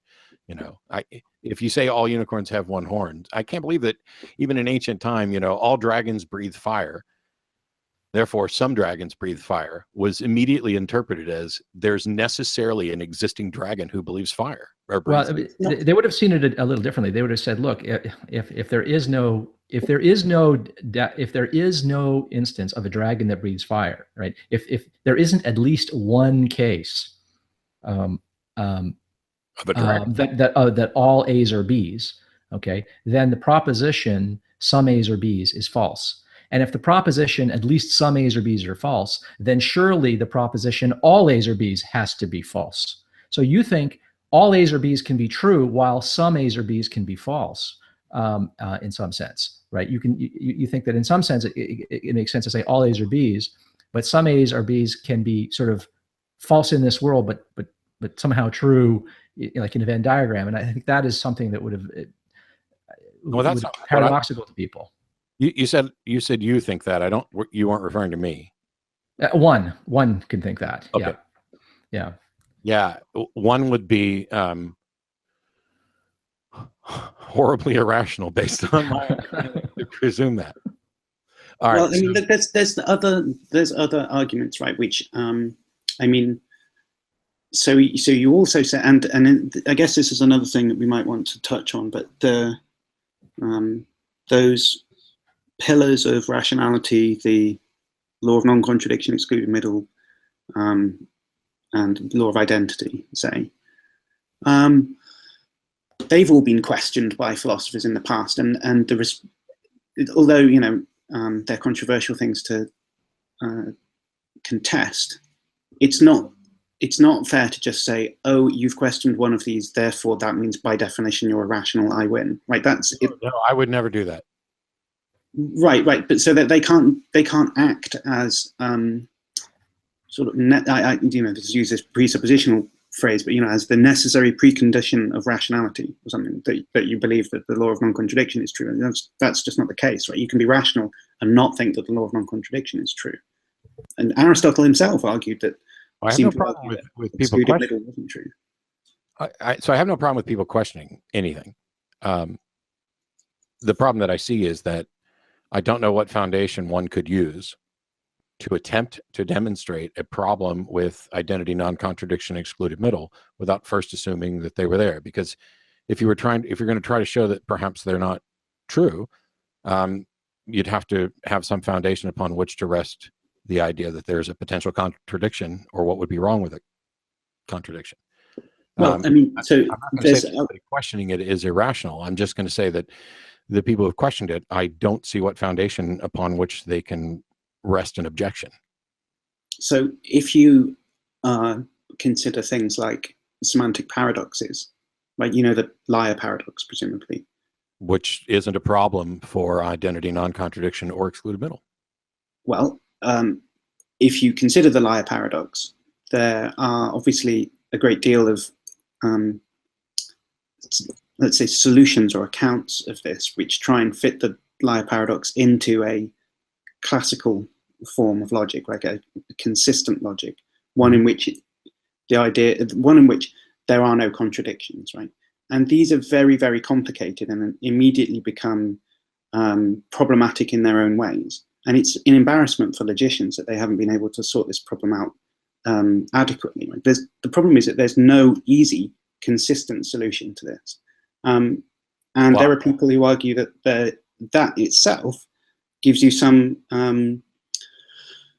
kind of like reason to at least consider the possibility that it might be worth saying that certain intractable paradoxical statements like that could rationally be considered to be true contradictions. Right? And it doesn't mean that the rest of your structure of rationality collapses down when you do that. Right? It's a relatively small change, actually. It's a bit like saying that Newtonian physics doesn't hold in absolutely every situation. It doesn't mean that you can't then keep, you know, using the same laws of physics that you kind of intuitively have when you open a door and pick up a cup or something. Right? Nothing really changes when you realize that Newtonian physics isn't true in absolutely every circumstance. And the same could be said. It doesn't necessarily have to usher in a particularly big change in your worldview to give that up. And I think actually, although I'm open-minded about whether or not it is in fact true, I'm quite convinced that not really very much hangs on whether it's true. I think its status as this all-powerful kind of principle that we must hold on to is just a kind of prejudice. So I don't see the, well, I see the problems people are having. I don't seem to have this problem. And I'll give you the explanation that I have. And this gets back to what we were talking about before, where I'm constantly stressing about asking the wrong questions, about injecting a bias. And so for me, the liar's paradox, you know, this statement is false. It's only a paradox if you consider that the only two possibilities for a statement is true and false. Instead, if you evaluate propositions discretely, is this statement true or is this statement false? Those are two separate propositions, that a statement could be true or not true. And a statement could also be false or not false. And for me, the liar's paradox is not true and not false. Right. But there's a problem called the revenge paradox, right? Which is, let's see, if you say that the liar paradox is neither true nor false, then what it says about itself is that it's neither true nor false. So if it is neither true nor false, then it's true. Right? So now it's not true, because the statement is, this statement is false. And if it's neither... No. So have to reconstruct the paradox so that it says this statement is neither true nor false. Right? Or, okay, so if you want to say this statement is false. False is an actual accessible, where there's a truth value. So the assumption is that the statement carries a truth value, and that I think is a false assumption, because it could be a statement that doesn't carry a truth value, just like a nonsensical string of absurdities doesn't necessarily carry a truth value. And so when you say this statement is false, my assessment of the question, is it true, is no, it's not true. And is it false? No, it's not false. But trust me, it's escaping me exactly how this goes, but it's very well documented, the idea of saying that it's neither true nor false. And it runs immediately into the same problem again. And I mean, this has been discussed for, you know, thousands of years. It's not a new option, and it's not one that people still hold on to. Maybe that's the way out of it. Like, it's definitely, that's just as problematic as any other, but it doesn't actually do anything. I'll send you some stuff that would be Sure. more convincing than I can pull off the top of my head. I should have thought about this and prepared. It's entirely possible that I have not spent sufficient time thinking about the liar's paradox, that I came upon something that is a solution. But the thing is, when I raise this, hearing that, oh, it's been bandied about and this necessarily leads to this, doesn't fundamentally, I find no demonstration that the potential solution that I have, which is to deny that there is in fact a paradox, to deny this assumption that a statement must carry a truth thing. It's like it almost puts it into the realm of, do we all accept that not every statement carries with it a value of true or false? Well, that's something that a lot of people would want to challenge, right? A lot of people would want to challenge the idea that there can be truth value gaps, that there can be statements that purport to be about a state of affairs, like this sentence is false. If I say this sentence is false, okay, that on its face seems to be describing a state of affairs, that there is a sentence and that it is itself false. Okay, now, so that's a fact in the world, if it's a fact at all, and people don't like the idea that there could be a state of affairs about which you could speak that is neither true nor false. Not that we don't know whether it's true or false. Not an epistemological problem, right? It's sort of deeply semantical. What on earth is the truth status of this sentence, right? So a lot of people would want to resist this idea that there's a truth value gap. I'm rather open to it. I don't have a problem with the fact that isn't it just demonstrable that you could put together a sentence that is not true and is not false? Yeah, I mean, I think the liar's paradox stands as a paradigm case of a demonstration of a truth value gap. But I mean, there are a lot of people that are just going to lose their heads at the thought of that, right? Well, I'm not so concerned about the people that are losing their heads. I'm concerned about what's if we can demonstrate that there is a sentence that is not true and is not false, then that is as solid confirmation as you're going to get of anything, that it is possible for a sentence's truth value to be true, false, or neither. And right, but the question is that a contradiction? Have you demonstrated that a contradiction obtains?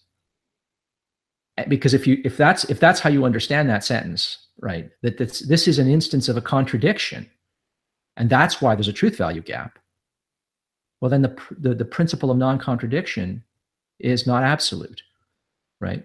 No, because the principle of non-contradiction doesn't say that everything has to be true or false. It says that everything has to be true or not true, and everything has to be false or not false. Right, but what are the alternatives? If it's not true, then what is it? Right? Okay, so that's a problem with how you label it, but if we've demonstrated that a statement can be true, false, or neither, right, that we haven't demonstrated a problem with the law of non-contradiction, because neither is either true or not true, and so neither is false or not false. So it's not the fact that we don't have a label for what that third one is, other than, we tend to use paradox, but I think that paradox is wrong. I think that, the first assessment is, does this phrase, does this sentence have an accessible truth value? Okay, and so it does or doesn't. If P can be neither true nor false, then I'll grant you that that doesn't interfere with the law of non-contradiction, right? But what it does interfere with is the law of excluded middle. So, okay, if you don't want to, yes, it does, because if P is neither true nor false, right, then it's not true to say P. No, right? Because you're assuming that, so non-contradiction is between true and not true and false. Non-contradiction says that there's no proposition such that it's P and not P is both true at the same time. That's what non-contradiction says. Correct, and that's not the case. It is neither true nor false. Sure, but excluded middle says that every proposition is P. It's either P or not P. Correct. But if P is neither true nor false, neither P nor not P. No, P is true. Not P is not true. That doesn't mean P is false. Wait. Let's just, if you're saying there's some proposition, like the liar sentence, let's call it P, and you're saying about that proposition that it's neither true nor false. No. The liar's paradox is not the proposition that we're talking about. True is the proposition. Okay, so let's say the liar paradox is true, is your proposition. Let's call that P. And you're saying that that proposition is neither true nor false. No, no, no. It's somewhere that there's some proposition which is neither true nor false, right? The liar's paradox is not P any more than apple is P. Apple, you know, you could have P and not P, where everything is either an apple or not an apple, but that doesn't tell you anything about truth. So it needs to be true and not true, or false and not false. But okay, so if everything's either true, or every proposition, P, whatever it stands for, is either true, not true, false, or not false. So there are combinations of those two things. Those are different propositions. 4 options, right? And you want to say you can't have true and false at the same time, right? You can have true or false, but they cancel each other out, right? If one's true, it's not false, right? Right. So it's just, that's just classical logic. That's just saying it's either true or false. No, no, no, no. So well, unless you entertain, or you have to entertain one of 2 options for it to not be classical, right? There either has to be some proposition that's both true and false, or some proposition which is neither true nor false. No, you keep adding true or false. The proposition is true or not true. That's it. We assess true or not true only. Okay, let me ask you this question. Here's P. Right? What is? Are we just going to abstract it? Yeah, just some proposition, right? Can it be that? So if you're saying there's 4 options, P is either true or not true, there's 4 options. False or not false. Well, so not true and not false are not exclusive. Not true and not false are not exclusive. So something could be both not true and not false. The liar's paradox is both not true and not false. Okay, so there's some proposition which is not true and not false. That's the whole point. We've demonstrated. So if there's some proposition which is not true and not false, the law of excluded middle fails. No, it doesn't, because the law of excluded. No, Alex. The law of excluded middle says that everything is either true or not true. It doesn't say that everything is either true or false. You are conflating 2 propositions and trying to apply the law of excluded middle when that's not what it addresses. Okay, so the law of excluded middle says it's about a proposition and its negation. Right? So P, it says for every proposition, either P or not P. Right? And if that's true, the proposition is the statement is true. So you agree a second ago, the idea was there's some proposition P for which it's neither true nor false, okay? And now the law of excluded middle says that for every proposition, it's true that, brackets, P or not P, right? And if P is true, not P is false. Not true. No, not P is not false. It's not true. If neither of them are true, then the law is false for some P. No, because the law doesn't say that everything is false. The law doesn't say that everything is true or false. It says that everything is true or not true. No, it says every proposition, either P or not P, is true. That's what it says.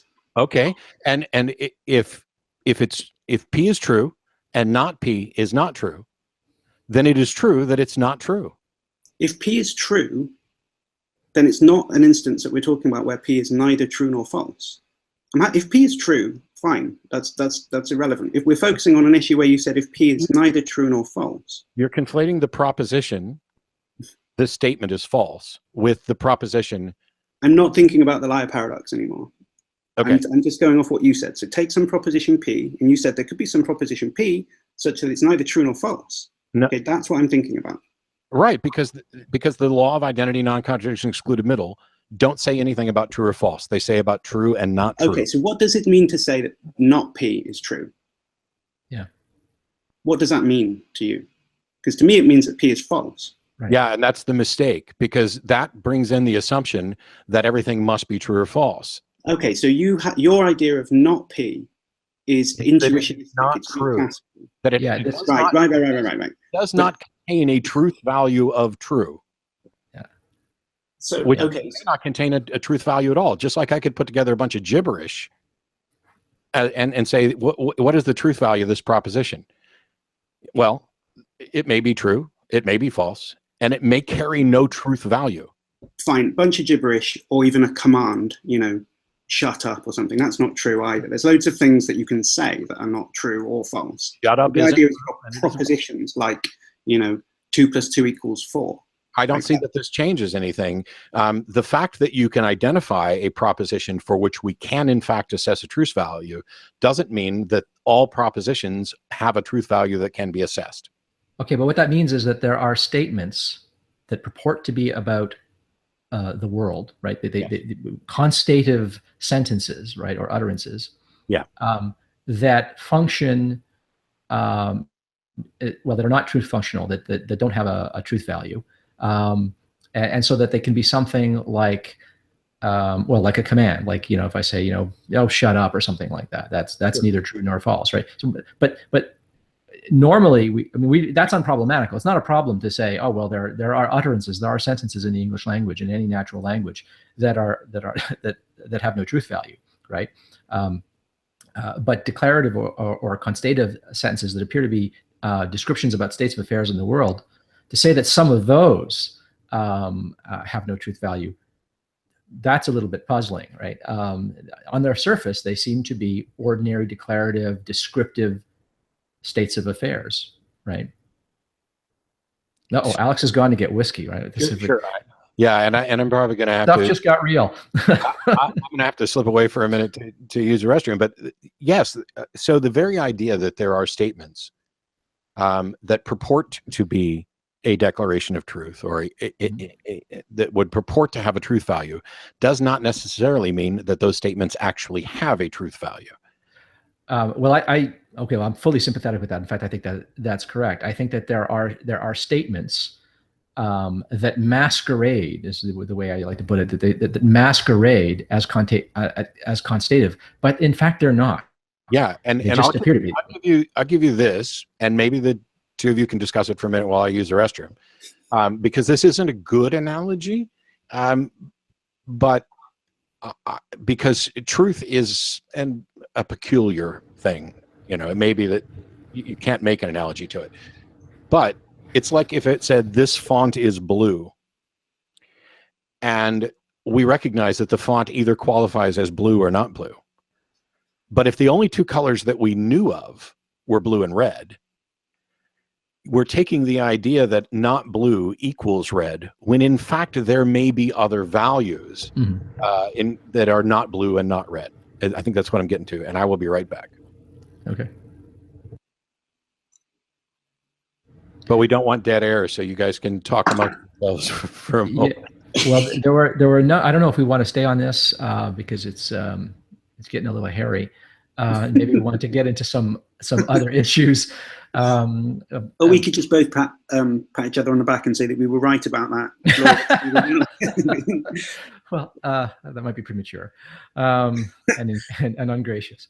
Well, I think it's very it's quite standard, the move from saying that there is a proposition which lacks a truth value to the conclusion that then that means that the law of excluded middle fails. Right, that's true in intuitionistic logic. It's Aristotle's sea battle.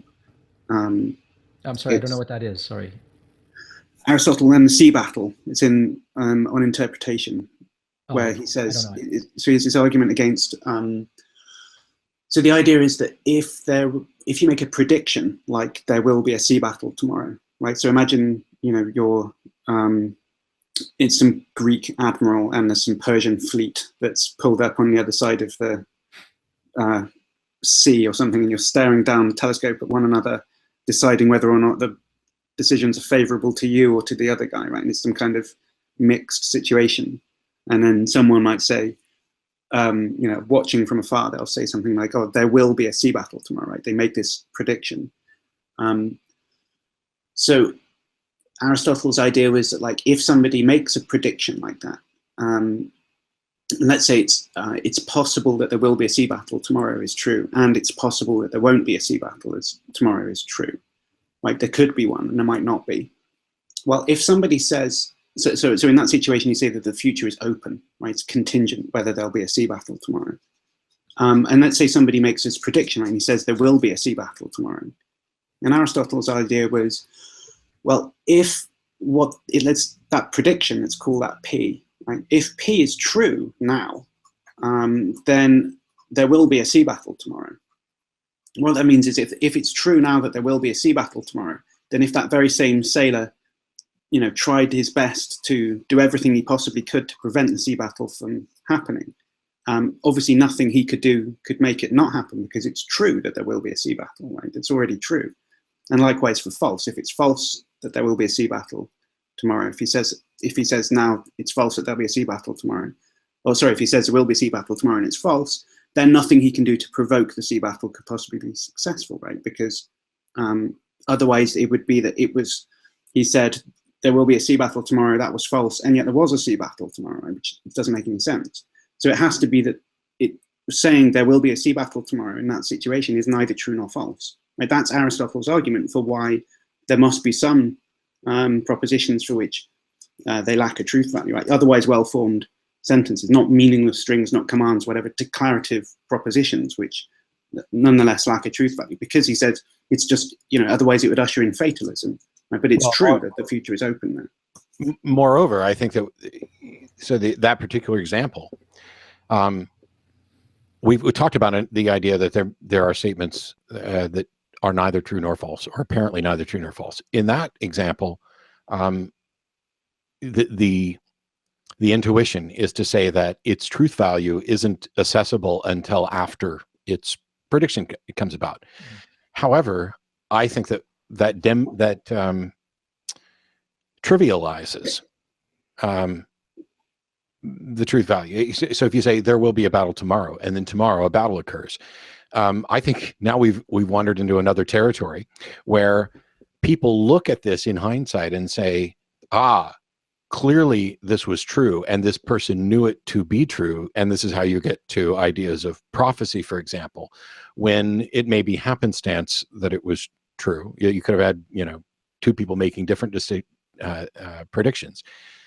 So it's a mistake, I think, to say because today we can look at yesterday's statement and assess that it is consistent with the truth of the affairs, that it was therefore true at the time.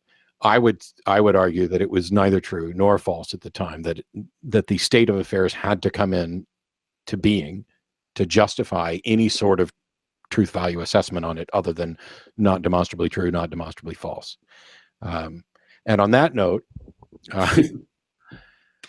there's a couple. I want to wrap this up because we've gone long, and we will definitely do this again. And hopefully, I mean, there were like several topics listed in chat that we never even got to, which I would love to do. And I think I enjoyed talking to the two of you more than almost anybody that I'm going to hang out with, because it makes me think, and hopefully the people who are watching these Atheist Debates videos get something out of this. And for the people who get incredibly frustrated that we can sit here and go, no, this is true and not true and not true, and this is true that it's not true that it's true, and all this.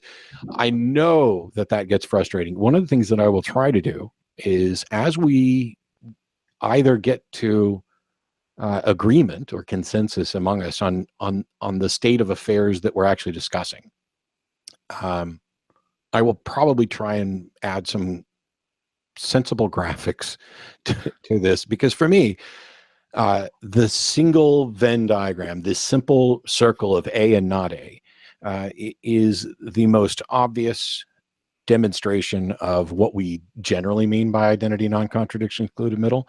And I think that there's ways to show the confusion, not just the blue-red, but, you know, A, and then everything that's not A would be, you know, every other letter of the alphabet. But if you want to get and move it abstract, you know, an apple is not A, and blue is not A, and all these other things.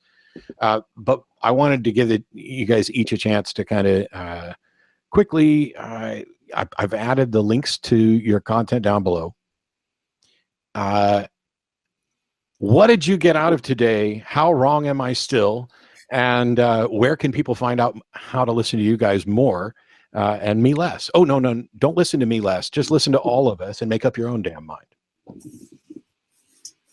Well, let me say, first of all, I'm impressed that you're willing to have a conversation with two people who you say you esteem, and you're willing to have your views openly challenged, and then you're going to sort of throw this up on the internet for people to watch. I mean, not very many people would be willing to do something like that. I mean, I think you because of the position that you occupy within the atheist and skeptical movement, and you've been sort of holding fast to a number of positions for a long time, a lot of people presume that this is just ossified prejudice in you, that you hold these views.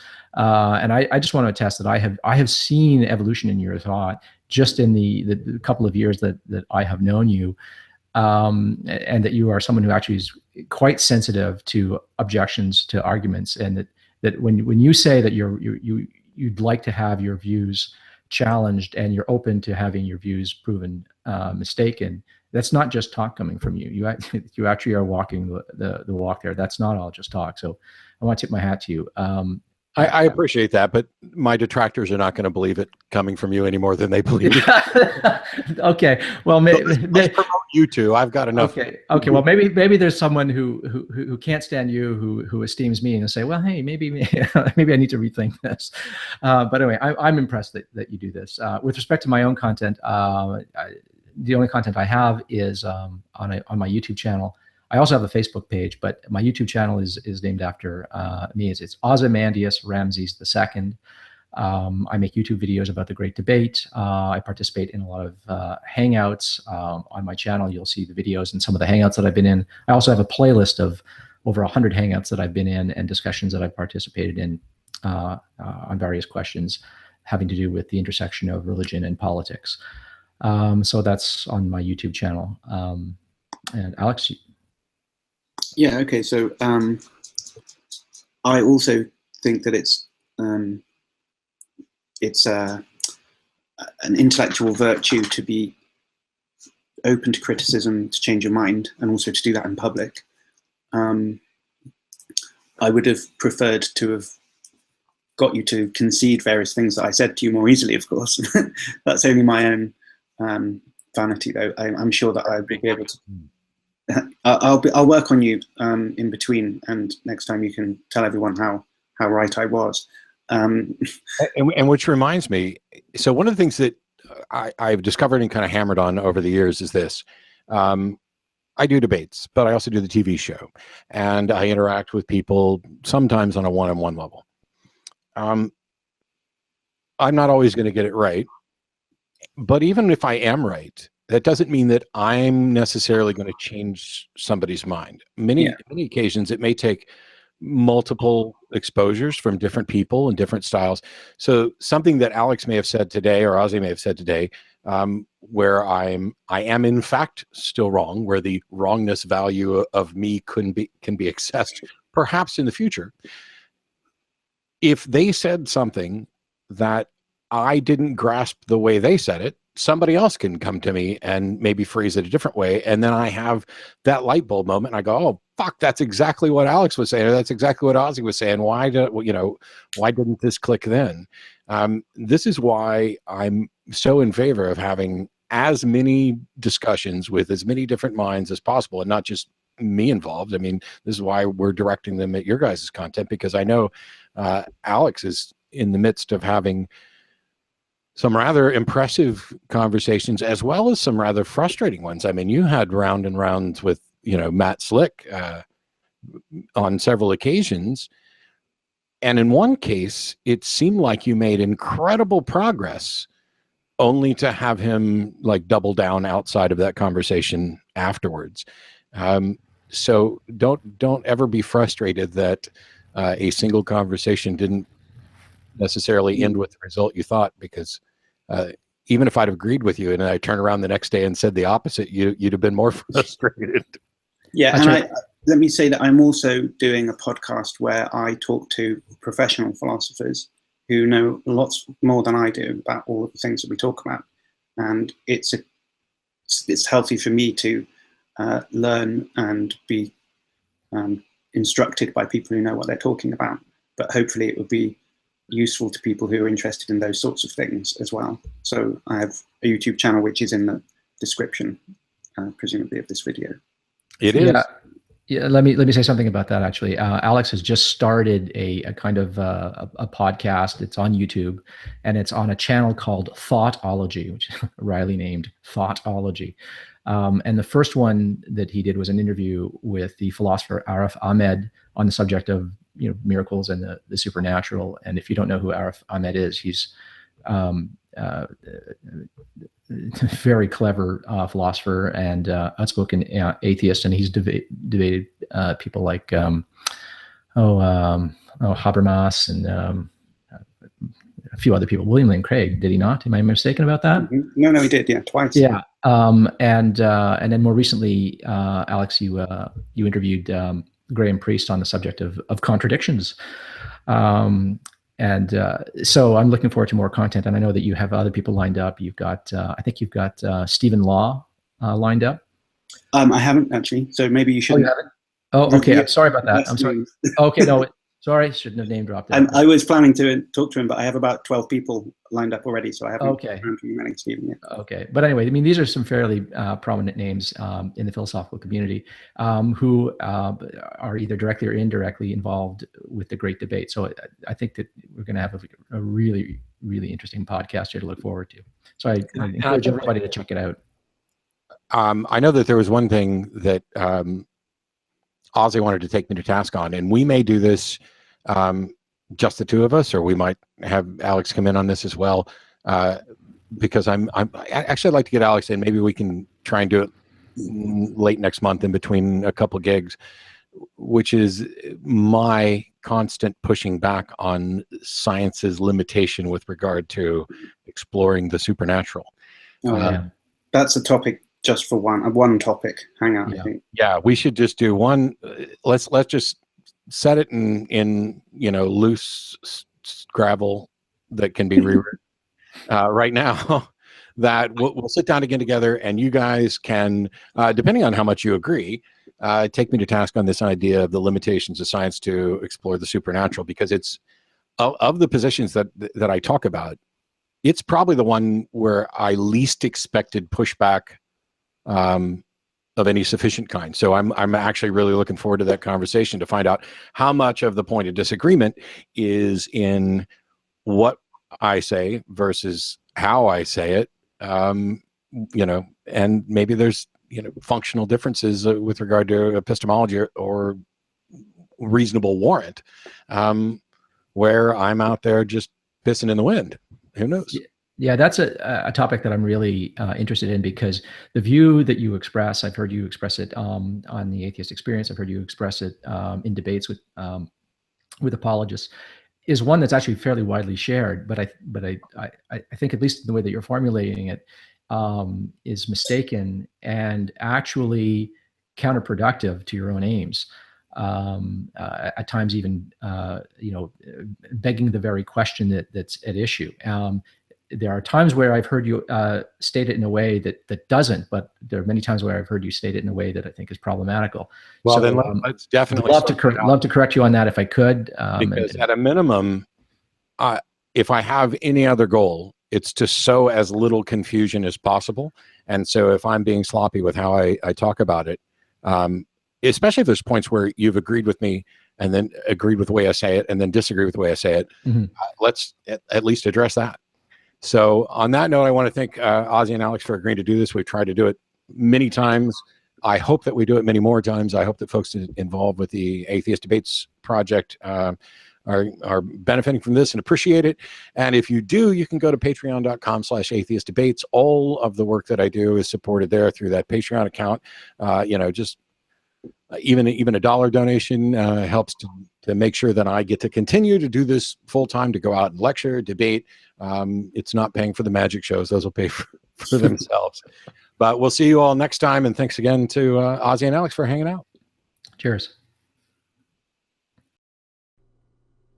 This video is made possible by supporters of the Atheist Debates Patreon project. You can find more information and add your support at patreon.com/atheistdebates.